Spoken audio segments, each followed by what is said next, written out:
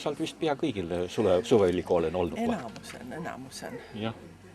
Kui vähegi ajaklapp, sest ka augusti esimene nädalivahetus oli halvem, aga nüüd tõne nädalivahetus on veitse parem auliselt ja ei lange nii palju asju kokku. Aga kui sul paistus, mis sa arvad, kus ta siin Ruusa on?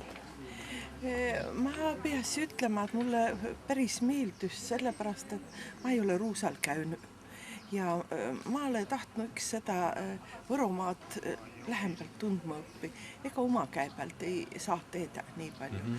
Ja mulle tundus, et ta väga kenasti on kõrvaldatud. Ja mis mulle kõige rohkem meeldus, et kõrvaldaja kohustuse on enda jalgu peale kohaliku võtnud. Sest muidu miks Võro instituut muretsenu ja väga muret tundnud kohaliku oli kaasa eelmine suveülikool Kaido Kamal väga muret. Aga nüüd siin paistus, et on seltsimaja juhataja väga aktiivne ja aga sa mõistad arvata, et kas siin Võrumaal mõni sääne kotus viil või olla kohalik seltskond on mõkvalt nii võimeline asja kandma?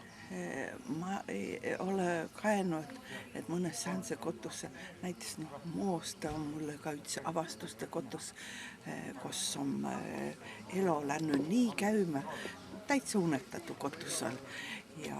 Ja mulle tundus eski Põlvamaa osa on niimoodi, et Põlvan enam ei suuda suuri üritusi kanda, et viies laiali väiksematesse kohtadesse ja seal õnnestuse täitsa hästi.